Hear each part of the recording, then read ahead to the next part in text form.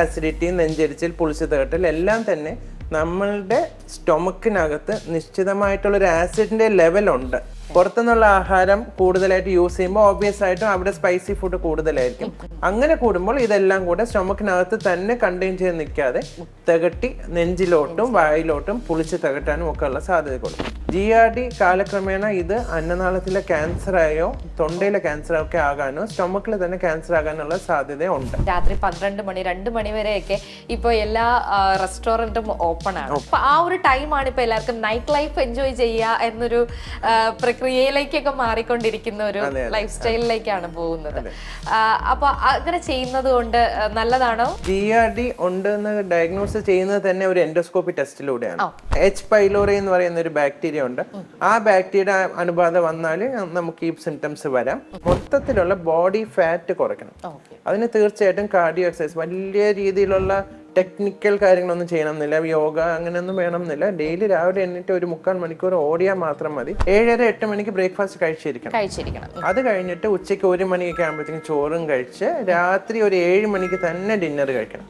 കഴിച്ചു കഴിഞ്ഞ ഒരു 3 മണിക്കൂർ കഴിഞ്ഞിട്ടേ രാത്രി കിടക്കാൻ പാടുള്ളൂ. ഈ നെഞ്ചരിച്ചിൽ, പുളിച്ചു തികട്ടൽ, അസിഡിറ്റി, ഈ പ്രോബ്ലംസ് ഇല്ലാത്തവർ ആരും തന്നെ ഉണ്ടാവില്ല. എപ്പോഴെങ്കിലും ജീവിതത്തിൽ എപ്പോഴെങ്കിലും നമ്മൾ ഇതൊക്കെ അനുഭവപ്പെട്ടിട്ടുള്ള ആൾക്കാരായിരിക്കും. സോ ഇന്ന് ഡോക്ടേഴ്സ് ടോക്കിങ്ങിൽ നമ്മളോടൊപ്പം ഉള്ളത് മോഹൻ സ്കിൻ ആൻഡ് ഗാസ്ട്രോ കെയറിലെ അനുഷ് മോഹൻ ഡോക്ടറാണ് നമ്മളോടൊപ്പം ഉള്ളത്. ഡോക്ടർ SP മെഡിഫോർഡ് ഹോസ്പിറ്റലിലെ കൺസൾട്ടന്റ് ഗാസ്ട്രോ സർജൻ ആണ്. Doctor, welcome to the show. Thank you. Doctor, ഞാനിപ്പോൾ പറഞ്ഞതുപോലെ തന്നെ ഈ നെഞ്ചരിച്ചില്ല, അതുപോലെ പുളിച്ചു തികട്ടൽ, അങ്ങനെയുള്ള ഒരുപാട് പ്രശ്നങ്ങൾ ഈവൻ എനിക്ക് പോലും പലപ്പോഴും വരാറുണ്ട്. അത് ചില ഫുഡുകൾ കഴിക്കുമ്പോഴായിരിക്കാം, അല്ലെങ്കിൽ മറ്റ് ചില എന്തെങ്കിലുമൊക്കെ പാനീയങ്ങൾ കുടിക്കുമ്പോഴോ ഒക്കെ ആയിരിക്കാം. ഇത് ഒരു അപകടകാരിയാണോ, അതോ ഇതിനെ നമുക്ക് ഈ ഫുഡിലൂടെ തന്നെ മാറ്റാൻ സാധിക്കുമോ? അതിന് മുമ്പ് ആദ്യമായിട്ട് എനിക്ക് അനീഷയത്ത് ചോദിക്കാനുള്ള ഒരു കാര്യം, അനീഷ ഈ ജോലിയൊക്കെ ഞങ്ങൾക്ക് അറിയാം. അപ്പൊ ഇതിന്റെ ഇടയ്ക്ക് കൃത്യമായ സമയത്ത് ആഹാരം കഴിക്കാൻ പറ്റാറുണ്ടോ? വീട്ടിലെ ആഹാരം തന്നെ റെഗുലർ ആയിട്ട് 3 നേരം കഴിക്കാൻ പറ്റാറുണ്ടോ എന്ന് ഞാൻ അങ്ങോട്ടൊരു ചോദ്യം ചോദിക്കുവാണ്. മാക്സിമം അങ്ങനെ തന്നെ ആയിരിക്കും നോക്കുക. പക്ഷെ ചില സമയങ്ങളിൽ നമുക്ക് ടൈം അനുസരിച്ച് കഴിക്കാൻ പറ്റാറില്ല. അങ്ങനെ കുറെ പ്രശ്നങ്ങൾ വരാറുണ്ട്. ആ ഒരു ഫാക്ടർ തന്നെയാണ് ഏറ്റവും അധികം ഞാനിവിടെ സ്ട്രെസ് ചെയ്യാൻ ഉദ്ദേശിക്കുന്നത്. അതായത് ഈ പറഞ്ഞ സിംറ്റംസ് എല്ലാം തന്നെ അസിഡിറ്റി, നെഞ്ചരിച്ചിൽ, പുളിച്ചു തേട്ടൽ എല്ലാം തന്നെ നമ്മളുടെ സ്റ്റൊമക്കിനകത്ത് നിശ്ചിതമായിട്ടുള്ളൊരു ആസിഡിന്റെ ലെവലുണ്ട്. ആ ആസിഡ് ലെവൽ വെച്ച് ഞങ്ങൾ കറക്റ്റായിട്ട് 3 നേരം ആഹാരം കഴിക്കുന്ന കാര്യം കറക്റ്റായിട്ട് ചെയ്യുകയാണെങ്കിൽ നോർമലായിട്ടുള്ള ദഹനം എല്ലാം നടന്നു പോകും. പക്ഷേ നമ്മൾ ഈ കൃത്യസമയത്ത് ഫുഡ് കഴിക്കാതിരിക്കുകയും രാവിലത്തെ ബ്രേക്ക്ഫാസ്റ്റ് ഒരുപാട് ലേറ്റ് ആവുകയും പുറത്തുനിന്നുള്ള ആഹാരം കൂടുതലായിട്ട് യൂസ് ചെയ്യുമ്പോൾ ഓബ്വിയസ് ആയിട്ടും അവിടെ സ്പൈസി ഫുഡ് കൂടുതലായിരിക്കും. പിന്നെ ഈ പറഞ്ഞതുപോലെ തന്നെ പാനീയങ്ങൾ കുടിക്കുന്നതെല്ലാം തന്നെ പുളി കൂടിയതും ഗ്യാസ് ഉള്ളതും ഒക്കെ ആയിട്ടുള്ള പാനീയങ്ങളാകുമ്പോൾ വയറിനകത്തുള്ള ആസിഡിന്റെ ക്രമാതീതമായി അളവ് ഒരുപാട് കൂടും. അങ്ങനെ കൂടുമ്പോൾ ഇതെല്ലാം കൂടെ സ്റ്റൊമക്കിനകത്ത് തന്നെ കണ്ടെയ്ൻ ചെയ്ത് നിൽക്കാതെ തികട്ടി നെഞ്ചിലോട്ടും വായിലോട്ടും പുളിച്ച് തികട്ടാനും ഒക്കെ ഉള്ള സാധ്യതകളും. അപ്പം ഏറ്റവും പ്രധാനപ്പെട്ട കാര്യം എന്ന് പറയുന്നത് കൃത്യസമയത്ത് ആഹാരം കഴിക്കുന്ന, ഈ സ്പൈസി ഫുഡൊക്കെ ഒഴിവാക്കുക. ഇനി ഇത് എത്രത്തോളം സിംറ്റംസ് അലാമിംഗ് ആണ് എന്നുള്ളത് എത്രത്തോളം സീരിയസ് ആയിട്ട് എടുക്കണം എന്ന് വെച്ചാൽ, ഇത് ഗ്യാസ് മാത്രമാണ് ആഹാരത്തിന്റെ ഒരു നിയന്ത്രണം കൊണ്ട് വിട്ടുപോകുന്നത് കൊണ്ട് മാത്രമാണെന്ന് ഒഴിച്ചാൽ ചിലപ്പോൾ അപൂർവമായിട്ട് ഇത് മറ്റ് അസുഖങ്ങളുടെ രോഗലക്ഷണങ്ങൾ ആയിരിക്കാം.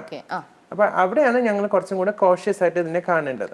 അതായത് പല റെയർ ആയിട്ടുള്ള അസുഖങ്ങളുടെ ആരംഭ ലക്ഷണങ്ങൾ ചിലപ്പോൾ ഇതായിരിക്കാം. അപ്പൊ അതുകൊണ്ടാണ് ഇങ്ങനെ സിംറ്റംസ് കണ്ടാൽ തീർച്ചയായിട്ടും ഞങ്ങൾ ഒരു മെഡിക്കൽ കൺസൾട്ടേഷൻ എടുക്കണം എന്ന് പറയുന്നത്. ഈ GERD എന്ന് പറയുന്നത് ഇതൊക്കെ തന്നെയാണോ? GERD എന്ന് പറയുന്നത് ഗ്യാസ്ട്രോ ഈസോഫേജിയൽ റിഫ്ലക്സ് ഡിസീസ്. അതായത് സ്റ്റൊമക്കിനകത്തുള്ള ആസിഡ് റിഫ്ലക്സ് ആയി, അതായത് തികട്ടി നെഞ്ചിൽ ഈസോഫേഗസിലോട്ട് അന്നനാളത്തിലോട്ട് കയറുന്നതിനാണ് GERD എന്ന് പറയുന്നത്. GERD അസിഡിറ്റിയുടെ കുറച്ച് സിവിയർ ആയിട്ടുള്ള ഒരു ഫോം തന്നെയാണ്. GERD വന്നു കഴിഞ്ഞാൽ നമ്മൾ കുറച്ചും കൂടെ സൂക്ഷിക്കണം. ബിക്കോസ് GERD കാലക്രമേണ ഇത് അന്നനാളത്തിലെ ക്യാൻസറായോ തൊണ്ടയിലെ ക്യാൻസറോ ഒക്കെ ആകാനോ സ്റ്റൊമക്കിൽ തന്നെ ക്യാൻസർ ആകാനുള്ള സാധ്യതയുണ്ട്. അതുകൊണ്ട് GERD എന്ന് വന്നു കഴിഞ്ഞാൽ പിന്നെ സൂക്ഷിക്കേണ്ടത് അനിവാര്യമാണ്. ആണ്. ഓക്കെ, നെഞ്ചരിച്ചിൽ ഈ രാത്രിയൊക്കെ എണീറ്റിരുന്നിട്ട് നെഞ്ചുവേദന വരിക, നെഞ്ചരിച്ചിൽ വരിക, അപ്പൊ ഇത് കണ്ടിന്യൂസ് ആയിട്ട് വരുമ്പോഴാണ് നമ്മൾ ഒരു ഡോക്ടറിനെ കൺസൾട്ട് ചെയ്യേണ്ടത്. ഏത് സമയത്തായിരിക്കും നമുക്ക് കൂടുതലും ഡോക്ടറിനെ കൺസൾട്ട് ചെയ്യണം എന്ന് ഉറപ്പിച്ച് ഡോക്ടർ പറയുന്നത് ഏത് സമയമായിരിക്കും? രാത്രി ആയാലും പകലായാലും GERD സിംറ്റംസ് ഉണ്ടെങ്കിൽ, അതായത് നെഞ്ചരിച്ചിൽ പുളിച്ചതട്ടലൊക്കെ ഉണ്ടെങ്കിൽ തീർച്ചയായിട്ടും അതിനെ ഞങ്ങൾ ഒരു കൺട്രോളിൽ വെക്കണം. അതിപ്പോ ആഹാര ക്രമീകരണത്തിലൂടെ ആയാലും ശരി, വ്യായാമത്തിലൂടെ ആയാലും ശരി, വെയിറ്റ് കുറയ്ക്കുക, അതെല്ലാം ഞങ്ങൾക്ക് ഘടകങ്ങളായിട്ട് വരും. ഇതെല്ലാം ആഡ് ഓൺ ചെയ്ത് മെഡിക്കൽ ട്രീറ്റ്മെന്റ് കൂടെ എടുത്ത് ഏത് സിംറ്റംസ് ആണെങ്കിലും കൺട്രോൾ ചെയ്ത് പോയില്ല എന്നുണ്ടെങ്കിൽ ഞാൻ പറഞ്ഞ പോലെ ദോഷവശങ്ങളിലേക്ക് ഇത് പോകാൻ സാധ്യതയുണ്ട്. അപ്പൊ അതുകൊണ്ട് ഇത് കൺട്രോൾ ചെയ്ത് തന്നെ പോകണം. ഒരു പേഷ്യന്റിന് ഇപ്പൊ GERD ഉണ്ട് എന്ന് മനസ്സിലാക്കി കഴിഞ്ഞാൽ ആ പേഷ്യന്റിന് എന്തൊക്കെ ടെസ്റ്റുകൾ ചെയ്യേണ്ടി വരും? ഒരു GERD ഉണ്ട് എന്ന് ഡയഗ്നോസ് ചെയ്യുന്നത് തന്നെ ഒരു എൻഡോസ്കോപ്പി ടെസ്റ്റിലൂടെയാണ്. എൻഡോസ്കോപ്പി എന്ന് പറഞ്ഞാൽ ചെറിയ ഒരു ട്യൂബ് പോലത്തെ ഒരു സെന്റിമീറ്റർ താഴെയുള്ള ഒരു ചെറിയൊരു ട്യൂബ് വായിക്കൂടെ അന്നനാളത്തിലൂടെ പോയി ആമാശയവും ചെറുകുടലും നോക്കുന്നതിനാണ് എൻഡോസ്കോപ്പി എന്ന് പറഞ്ഞാൽ. അതിന്റെ അറ്റത്ത് ചെറിയൊരു ക്യാമറ കാണും. ആ ക്യാമറയിലൂടെ ഞങ്ങൾക്ക് പിക്ചേഴ്സും വീഡിയോസ് ആയിട്ടൊക്കെ കാണാൻ പറ്റും. അത് കണ്ടിട്ടാണ് എൻഡോസ്കോപ്പി ചെയ്തിട്ടാണ് അസിഡിറ്റി ഉണ്ടോ, അൾസർ ഉണ്ടോ, വേറെ അണുബാധയോ പൂപ്പലോ അങ്ങനെ എന്തെങ്കിലും ഉണ്ടോ എന്ന് നോക്കുന്നതും. കൂടാതെ GERD ഉണ്ടോ എന്നും കൂടെ നോക്കും. GERD എന്ന് പറയുമ്പോൾ ഞങ്ങൾ ഈ അന്നനാളത്തിന്റെ ആമാശയത്തിന്റെ ഇടയ്ക്ക് ഒരു വാൽവ് ഉണ്ട്. അത് കുറച്ചും കൂടെ ലൂസ് ആകുമ്പോഴാണ് GERD എന്നും കൂടെ അത് ഐഡന്റിഫൈ ചെയ്യുന്നത്. അപ്പൊ എൻഡോസ്കോപ്പി കൂടാതെ മറ്റ് അതിന് അനവധി ടെസ്റ്റുകളുണ്ട്. PH മാനോമെട്രി എന്ന് പറയും.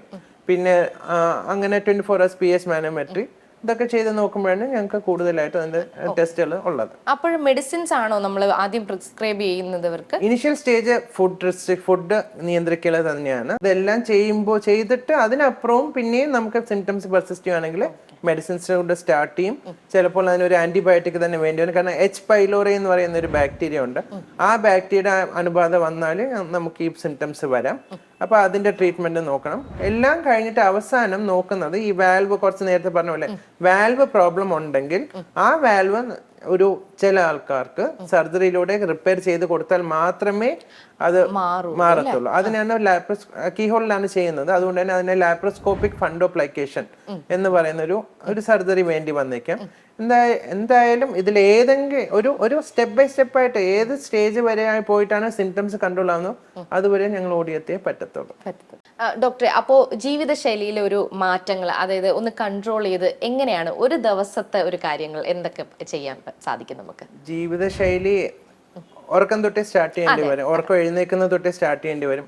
അതായത് രാവിലെ എഴുന്നേറ്റ് അരമണിക്കൂർ കഴിഞ്ഞാൽ തന്നെ അരമണിക്കൂർ 1 മണിക്കൂറിനകത്ത് തന്നെ ഫസ്റ്റ് മീൽ ഞങ്ങൾ കഴിച്ചിരിക്കണം.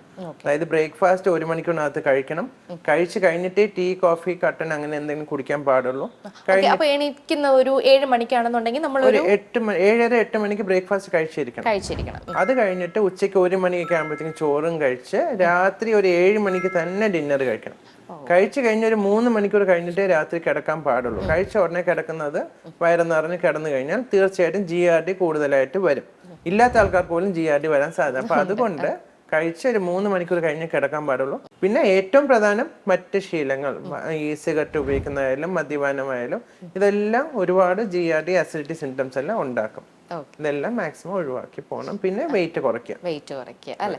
ഓക്കെ. അപ്പൊ ഡോക്ടറെ, നമ്മളിപ്പോ വ്യായാമത്തിലൂടെയാണ് ഇതിനൊരു GERDക്ക് അല്ലെങ്കിൽ ഈ ഗ്യാസ് ഉണ്ടാകുന്നതും ഈ നെഞ്ചരിച്ചിലിനും ഒക്കെ ഒരു പ്രതിവിധി വ്യായാമത്തിലൂടെ ഒരു പരിധി വരെ കുറയ്ക്കാം എന്ന് പറഞ്ഞു. അത് എന്ത് തരം വ്യായാമങ്ങളാണ് കൊടുക്കാൻ പറ്റുന്നത്? അതായത് യോഗയാണോ, ഇപ്പൊ ഫിറ്റ്നസ് ആണോ, എങ്ങനെയാണ്? ഏത്? ഇതിൽ ഏറ്റവും പ്രധാനപ്പെട്ടതെന്ന് പറഞ്ഞാൽ നമ്മൾ ഈ വയറിനകത്ത് ഫാറ്റ് കൂടുമ്പോഴാണ്, ഫാറ്റ് കൂടിയിട്ട് ഇത് കംപ്രഷൻ ഉണ്ടാക്കിയിട്ടാണ് സ്റ്റൊമക്കിൽ സ്പേസ് കിട്ടത്തില്ല. അപ്പൊ ഈ സ്പേസ് കുറഞ്ഞു പോകുമ്പോഴാണ് ഇതിനകത്ത് ഫോം ചെയ്യുന്ന ആസിഡ് തികട്ടി വായിലോട്ട് വരുന്നത്. അപ്പൊ അത് കുറയ്ക്കുക എന്ന് വെച്ചാണ് മെയിൻ ഉദ്ദേശം. അതായത് മൊത്തത്തിലുള്ള ബോഡി ഫാറ്റ് കുറയ്ക്കണം. അതിന് തീർച്ചയായിട്ടും കാർഡിയോ എക്സസൈസ്, വലിയ രീതിയിലുള്ള ടെക്നിക്കൽ കാര്യങ്ങളൊന്നും ചെയ്യണമെന്നില്ല, യോഗ അങ്ങനെയൊന്നും വേണമെന്നില്ല. ഡെയിലി രാവിലെ എണ്ണിട്ട് ഒരു 3/4 മണിക്കൂർ ഓടിയാൽ മാത്രം മതി. അത് will help a lot in weight reduction. അത് കഴിഞ്ഞാൽ ഓട്ടോമാറ്റിക്കലി സിംറ്റംസ് എല്ലാം മാറുന്നതായിട്ട് കാണാൻ പറ്റും. ഓക്കെ ഡോക്ടർ, നമുക്ക് ഇപ്പോൾ ഡോക്ടർ നേരത്തെ പറഞ്ഞതുപോലെ തന്നെ ഇഞ്ചി, വെളുത്തുള്ളി, ഈ ഗ്യാസ്, വയറ് വേദന വരുമ്പോൾ തന്നെ നമ്മൾ ഇപ്പം ഈവൻ ഞാനായിരുന്നല്ലേ എൻ്റെ വീട്ടിലും പെട്ടെന്ന് കുറച്ച് ഇഞ്ചി എടുത്ത് കുറച്ച് ഉപ്പിട്ടൊക്കെ കുടിക്കാം എന്നൊക്കെ വിചാരിച്ച് ചെയ്യുന്ന ആൾക്കാരാണ്. ഇല്ലെങ്കിൽ ലെമൺ ടീ കുടിക്കും. അപ്പൊ ഇങ്ങനെ നോക്കുന്ന ആൾക്കാരാണ്. അവരോട് എന്താണ് ഡോക്ടറിന് പറയാനുള്ളത്? ഇതെല്ലാം നിർത്തി കഴിഞ്ഞാൽ നിങ്ങളുടെ സിംറ്റംസ് എല്ലാം മാറുന്നതായിട്ട് കാണാൻ പറ്റും. ഇതാണ് ഒറ്റ സെന്റൻസിൽ പറയാനുള്ളത്. അതായത് ഇതെല്ലാം ചതച്ച് കഴിക്കുമ്പോൾ നമ്മുടെ സ്റ്റൊമക്കിന് ഇറിറ്റേഷൻ ഉണ്ടാകും. ബേസിക്കലി ഇതെല്ലാം ഞാൻ നേരത്തെ പറഞ്ഞ പോലെ സ്മോക്കിംഗ്, ആൽക്കഹോള്, എരിവ്, പുളി, ഇഞ്ചി, വെളുത്തുള്ളി, ഈ വക സാധനങ്ങളെല്ലാം ഞങ്ങളുടെ സ്റ്റൊമക്കിൽ ഒരു നേരിയ ഒരു പാട പോലത്തെ ലെയർ ഉണ്ട്, മ്യൂക്കോസ എന്ന് പറയുന്നത്. ആ മ്യൂക്കോസയെ ഇറിറ്റേറ്റ് ചെയ്യുകയും അതിനകത്തുള്ള കൂടുതലായിട്ട് ആസിഡ് ഉത്പാദിപ്പിക്കപ്പെടുകയും അത് തന്നെ സ്വന്തം മ്യൂക്കോസെ ഡാമേജ് ചെയ്യുമ്പോഴാണ് അൾസറിലേക്ക് പോകുന്നത്. ഈ ഒരു പ്രക്രിയയാണ് നടക്കുന്നത്. അപ്പൊ ഇത് ഓബിയസ്ലി നമ്മൾ ഇറിറ്റേറ്റിംഗ് ആയിട്ടുള്ള ഫാക്ടേഴ്സ് റിമൂവ് ചെയ്ത് കഴിഞ്ഞാൽ ഓബിയസ്ലി നമ്മുടെ സ്റ്റൊമക്കിന്റെ ലൈനിങ് അതുപോലെ പ്രൊട്ടക്റ്റഡ് ആയിട്ടിരിക്കും. ആസിഡിറ്റി, അൾസർ എന്നുള്ള പ്രോബ്ലംസ് ഒഴിവാക്കി കിട്ടുകയും ചെയ്യും. ഓക്കെ, അപ്പൊ വയറുവേദന വന്നാൽ ഇതൊന്നും ചെയ്യാൻ പാടില്ല എന്നുള്ളതാണ്. അപ്പൊ ധാരാളം വെള്ളം കുടിക്കണമെന്നാണോ? എങ്ങനെയാണ് നമുക്ക് വെള്ളം കുടിക്കുന്നതും ഈ പറയും പോലെ നമ്മൾ ഈ ബേസിക് കൺസെപ്റ്റ് പ്രഷറിന്റെ ആണ്. അപ്പൊ ഈ വെള്ളം കുടിച്ചു കഴിഞ്ഞാൽ, ആഹാരം കഴിച്ച ഉടനെ ഒരുപാട് വെള്ളം കുടിച്ചു കഴിഞ്ഞാൽ അതിനകത്ത് പ്രഷർ കൂടും, ഒരു ബലൂൺ പോലെ. പ്രഷർ കൂടിക്കഴിഞ്ഞാൽ ഇത് പിന്നെ ആ വാൽവിന്റെ വീണ്ടും റിഫ്ലക്സ്. അപ്പൊ ഈ വെള്ളം കുടിക്കുന്ന പോലെ ആഹാരം കഴിച്ചു കഴിഞ്ഞാൽ എപ്പോഴും ഒരു ഹാഫ് സ്റ്റൊമക്കിന് താഴെ ആയിരിക്കണം ഫുഡായാലും വെള്ളമായാലും. നിറവയറ് കഴിച്ചു കഴിഞ്ഞാൽ അതാണ് മിതമായ ആഹാരം. ഇതാണ് ഞങ്ങൾ എല്ലാവരും സദ്യക്ക് പോയി കഴിച്ചു കഴിയുമ്പോൾ അന്നത്തെ ദിവസം എല്ലാവർക്കും ഒരു അസ്വസ്ഥത ഉണ്ടാവും. അപ്പൊ നമ്മൾ അത്രയും ഫുഡ് കൂടുതൽ കഴിക്കുന്നുണ്ടാണ്. അപ്പൊ വെള്ളം കുടിക്കുന്ന പോലെ ആഹാരം കഴിച്ചു കഴിഞ്ഞാൽ ഉടനെ കുറച്ച് മിതമായി ആവശ്യത്തിന് മാത്രം വെള്ളം കുടിക്കുക. വെള്ളം വേണം, ശരീരത്തിന് വെള്ളം വേണം. അത് അപ്പോഴല്ല, കുറച്ചൊരു ഗ്യാപ്പ് ഇട്ടതിന് ശേഷം, സ്പേസ് ചെയ്തതിന് ശേഷം വെള്ളം കുടിച്ചാൽ ഈ ബുദ്ധിമുട്ടുകളൊന്നും വരത്തില്ല. ഓക്കെ ഡോക്ടർ, ഇപ്പോഴത്തെ ഒരു ലൈഫ് സ്റ്റൈൽ അനുസരിച്ച് നോക്കിക്കഴിഞ്ഞാൽ രാത്രി 12 മണി 2 മണി വരെയൊക്കെ ഇപ്പോൾ എല്ലാ റെസ്റ്റോറൻറ്റും ഓപ്പൺ ആണ്. അപ്പോൾ ആൾക്കാരെല്ലാവരും പോയി കഴിക്കുന്നതും അവിടെയാണ്. അപ്പൊ ആ ഒരു ടൈമാണ് ഇപ്പൊ എല്ലാവർക്കും നൈറ്റ് ലൈഫ് എൻജോയ് ചെയ്യുക എന്നൊരു പ്രക്രിയയിലേക്കൊക്കെ മാറിക്കൊണ്ടിരിക്കുന്ന ഒരു ലൈഫ് സ്റ്റൈലിലേക്കാണ് പോകുന്നത്. അപ്പൊ അങ്ങനെ ചെയ്യുന്നത് കൊണ്ട് നല്ലതാണോ അതോ എന്താണ് വരുന്നത്? നമ്മളെ ആൾക്കാരുടെ എൻജോയ്മെന്റിന് നമുക്കൊരു തടയിടാനൊന്നും പറ്റത്തില്ല. അപ്പോ സിംറ്റംസ് ഉള്ളവർ, അസുഖമുള്ളവരെ മാത്രം ചികിത്സിക്കാം എന്ന് പറയാനേ പറ്റത്തില്ല. അപ്പൊ അത് ഇപ്പൊ അസുഖം ഇല്ലാത്തവര് ഗുളിക കഴിക്കത്തില്ലല്ലോ. അപ്പൊ അതുപോലെ ഇന്ന ബുദ്ധിമുട്ടുള്ളവർ ഇന്ന കാര്യങ്ങൾ ചെയ്താൽ അതിന് ഒരു പരിഹാരമാകും എന്ന് പറയാനേ പറ്റത്തുള്ളൂ. മദ്യപിക്കരുത്, സിഗരറ്റ് വലിക്കരുതെന്ന് അതിൽ തന്നെ എഴുതി വെച്ചിട്ടുണ്ട്. പക്ഷെ അത് ആൾക്കാർ നല്ലൊരു ശതമാനം ആൾക്കാർ യൂസ് ചെയ്യുന്നുണ്ട്. അപ്പൊ അതുപോലെ അത് ആൾക്കാർ എൻജോയ് ചെയ്തോട്ടെ. ബുദ്ധിമുട്ടുള്ളവർ ദയവ് ചെയ്ത് ഈ പാദം പിന്തുടർന്ന് പോയാൽ ഈ ബുദ്ധിമുട്ടുകൾ മാറിക്കിട്ടുകയും വലിയ വലിയ കോംപ്ലിക്കേഷനിലേക്ക് പോകാതിരിക്കുകയും ചെയ്യും. Okay, thank you doctor. Thank you so much.